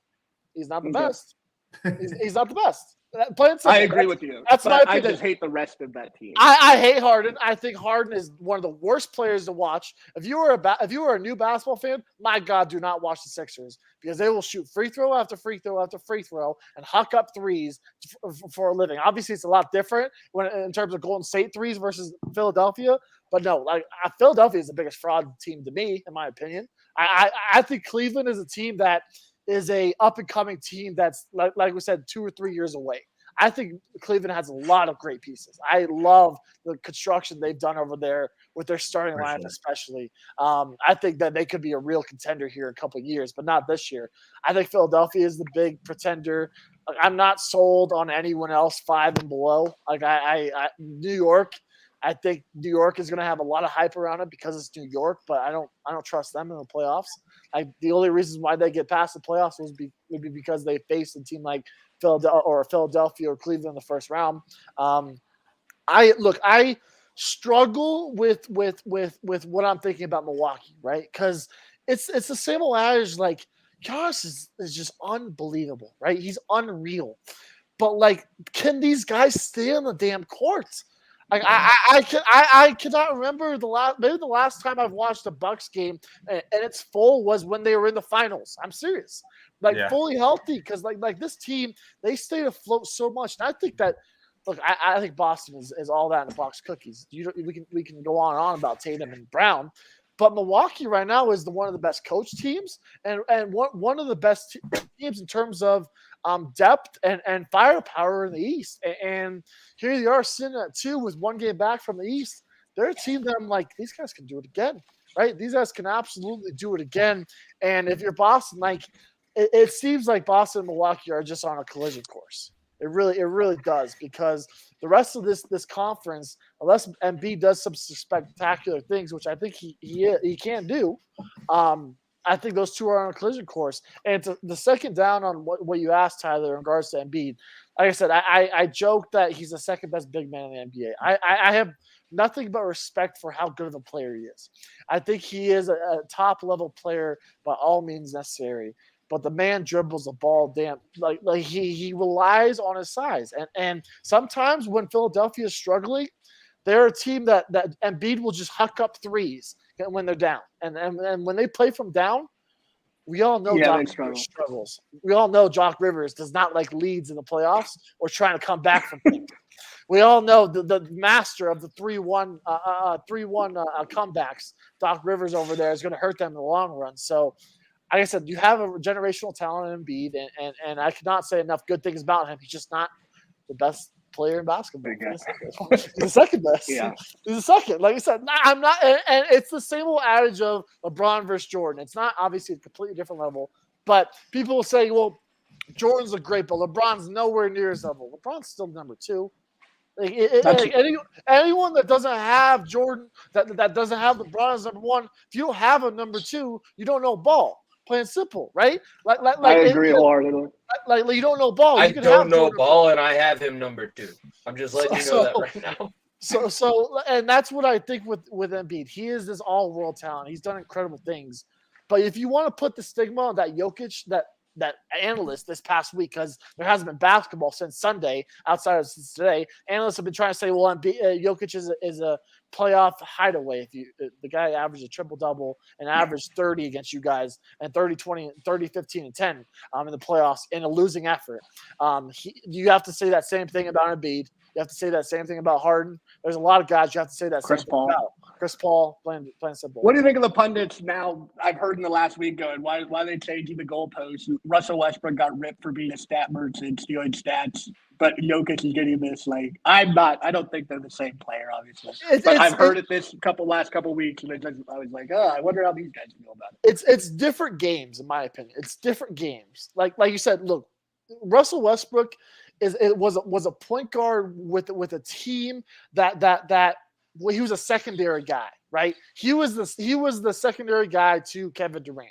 He was the quote unquote maybe first, maybe secondary, depending on how you want to see it, with Paul George when he was there in OKC when he was getting those triple doubles. The thing with Jokic is he naturally does it, right? He naturally grabs 10 boards a game because he's under the rim. He naturally gets 8 to 10 assists a game because he's bringing the ball up the court. And he naturally gets you points in the bucket. It's a lot different than Westbrook, where he's yelling at everybody to get out of the way and let me get this rebound.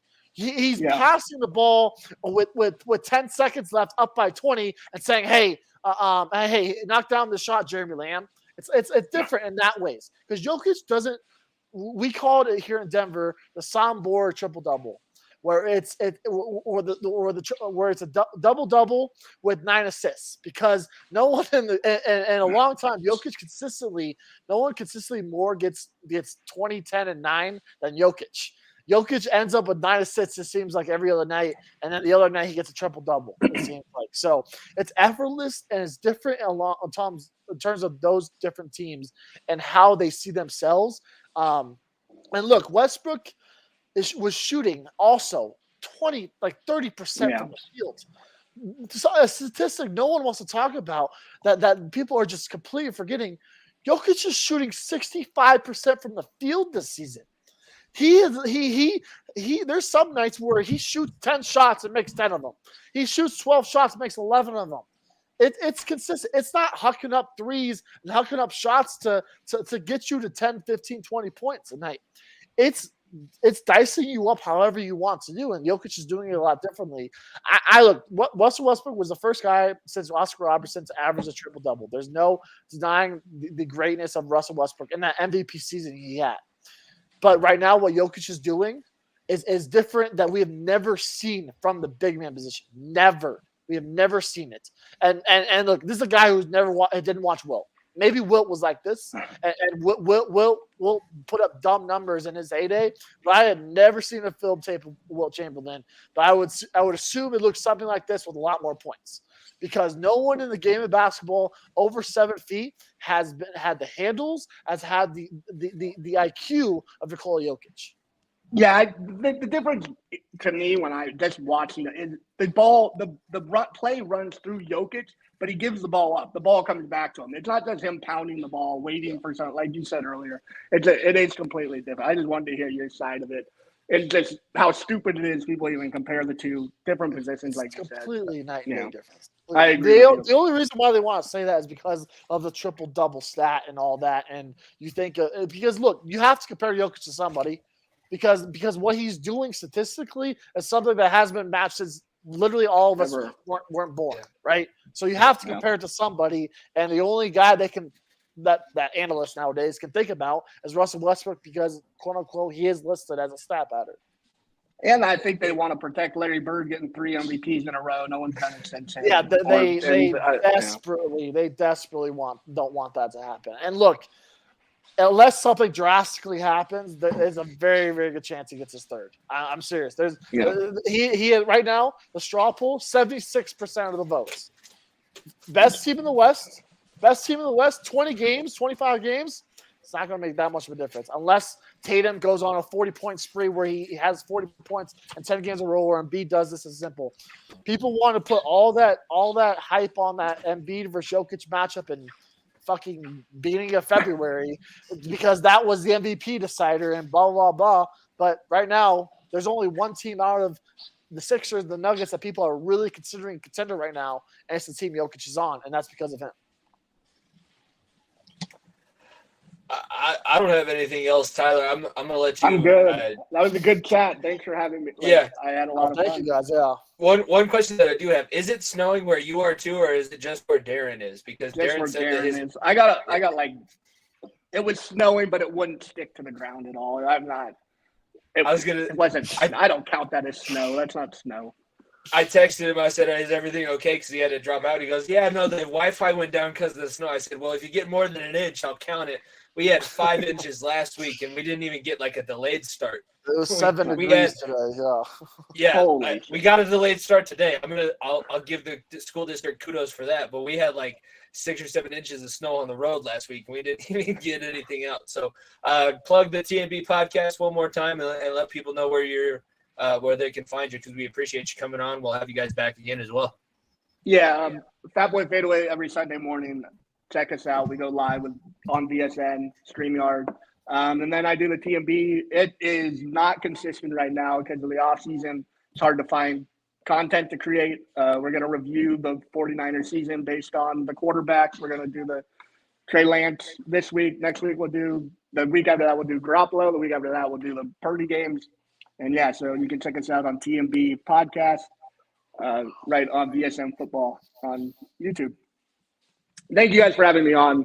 Jimmy, Niko, it's always great. We appreciate you guys. Like I said, we love interacting with y'all and the chances. Like I said, it's hard for all 4 of us to get on a show at once. We all have 4 different lives going on. It's very difficult, but no, we appreciate you having you on. Like I said, we with the Tell It Avs Is podcast, we cover the NBA over here, but you guys have covered the NBA pretty well all season as well. And like I said, we don't cover California more because I don't like a lot of California teams mostly. But if you need California dose of information and product and everything, you guys are one of the best to do it. So we appreciate having you on. And as of a little bit before this podcast started going live, you guys will have the Give and Go, which looks like it's going to be the basketball podcast of the VSN network. So just like how Talking the Gridiron talked about the NFL, the Give and Go will be on and starting soon. Daren's going to head that up. He's going to host it. I don't know a better place for you guys to talk basketball other than your own podcast, because Niko, I need you to talk basketball for our show. Tyler, I know you love talking about the Warriors, but the Give and Go for VSN is going to be starting up, so I'm sure we'll see you guys making appearances on that show as well. Yeah, you guys ever want to come on one of our podcasts, you're always welcome. We'll reach out in the future. Niko, you want to come on Give and Go? You're always welcome. Absolutely, brother. Jimmy, if you'd want to, I don't know if you'd be interested, but both of you. Well, I could be there. You guys just have to talk to me like I'm 5. Jimmy can be the moderator. He'll be the Regis Philbin. or I could do that too. I had broadcasting school for a reason. I can set up a schedule. I'll mediate, make sure everybody stays civil. Keep the gloves on here. Punches above the belt. That's boys. A true professional right there. Tyler, we appreciate you, and we hope you have a good rest of your night. Thank you for jumping on live here on episode 127 of the Far End of the Bench. Niko, that was, longer than I thought we were going to go with our guests. I feel like that was. It always happens that way, though. It does, because we're chatty as it is. Because you and I could probably talk for 4 to 5 hours at a time, but the friends that we made there's a reason why we're friends. Like, there's the kindred spirit. They love talking about sports. We would just sit here and talk about sports. I made the joke a few weeks ago, like I'd go through the drive-through someplace and people would be like, "Oh, talk about the game last night." "Oh yeah, you see the game?" "Yeah, I did." It's not like I already talk about it on my podcast, but I don't want to talk about it with you. But it just seems to be something that we're good at. So I had a blast. I don't know about you. Yeah, no, I had a lot of fun, and like I said, I love being able to talk shop with hockey and basketball, and obviously we'll talk some more college basketball coming up too, the coming weeks going into March Madness. Next week also I'll do a little preview.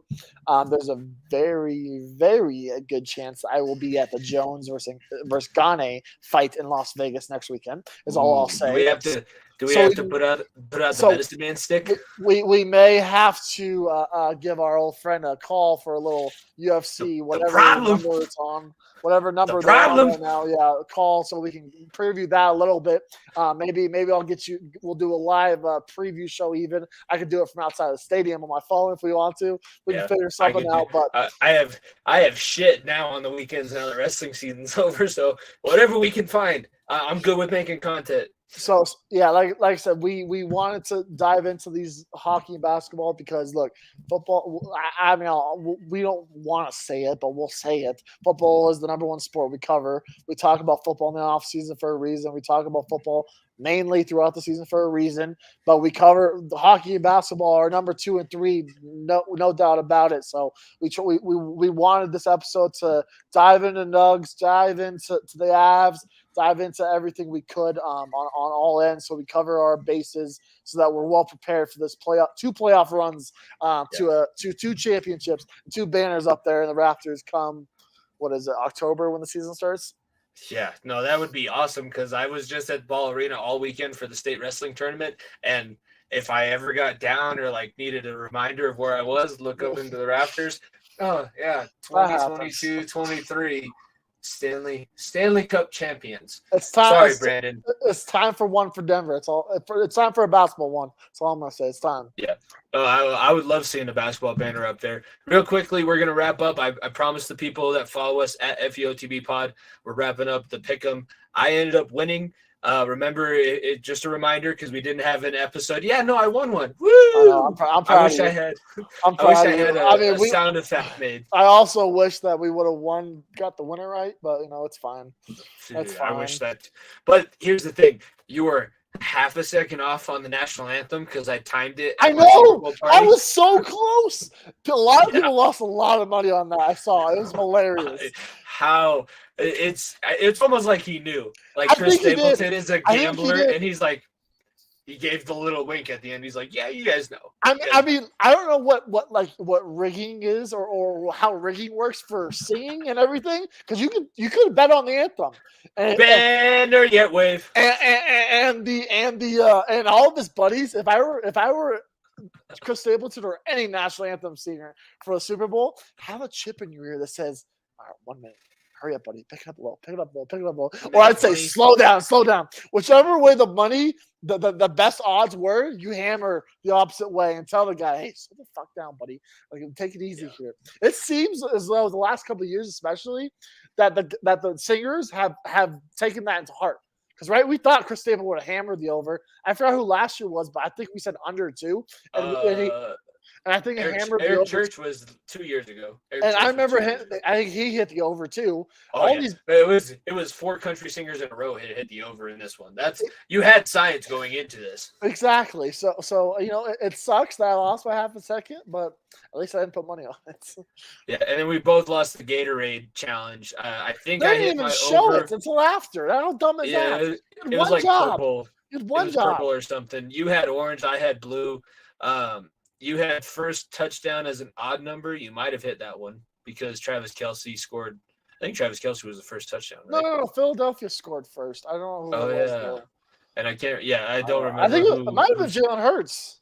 So I still would have won that. It could have been. Yeah, you still might have won that one. And I think I hit my over 4.5 quarterback sacks as a whole because Patrick Mahomes decided not to run until the very last second when it was most necessary, just like he did in the AFC Championship. It's almost like he knew what was going on. But that's our wrap up there. So hopefully I've got one pick'em down. I'm going to win the college football pick'em, if for nothing else than just bragging rights in my own house. I can't have my brother who plays college football at a different division and doesn't watch the games. I've mentioned it a few times. The amount of time that I put into watching these college football games, I got to start winning some of these pick'ems. See, I got to start. You're forgetting about one little thing. You're talking to the reigning, defending March Madness champion that beat 70 other brackets last year. I think it was 70 or how many do we have? It was over 100. It was like 170. Either way, the number one guy right here. Yeah. You heard that right. Yeah, we have that coming up in 2 weeks because the tournament starts in 3 weeks. Wow, fuck, I need to watch more college basketball. But yeah, tournament starts in 3 weeks. So hey, come for my title because look, college football pick'em, that's nice. Let's beat 2 people. I beat 100+ brackets over here. Come at me. Let's go. I want my belt for the March Madness bracket. And to be fair, that's because I watch fucking mid-major basketball for no fucking reason on a random Tuesday night when there's no NBA on. So maybe that's why I probably won that. Yeah, we are the champion of the mid majors. When we were doing shows for Colorcast, we were like, "Oh yeah, let's do Georgetown versus Murray State. Why not?" GCU Well, because Iowa. nobody knows the players. Nobody knows the players. That's why we wouldn't do I'm that. the weirdo. I'm the sicko. I'll raise my hand. I'm the sicko that knew the players.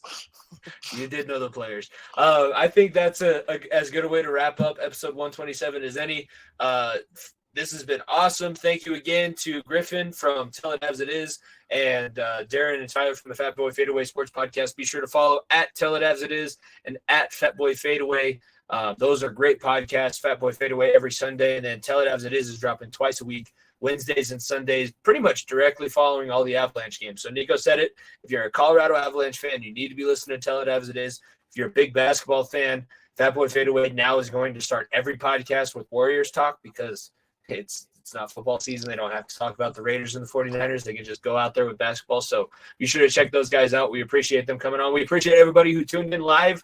Be sure to listen back. If you missed any part of the live show on YouTube, you can go back, follow at FEOTB Pod, subscribe to the YouTube channel, and then follow the podcast wherever you listen so that you can hear the playbacks going. But Nick, this was awesome, and I can't wait for our live bracket challenge pick'em show because we got to find a college basketball analyst, but then we're going to bring him on. We're going to make him a part of this thing because I feel like I got a good shot to win. I'm currently listening to like 4 college basketball podcasts. That's all I'm going to say. I just listened to the part of my take with Mark Titus. That's all I've listened to. Mark Titus is a dude that I've been following for a while that I love listening to.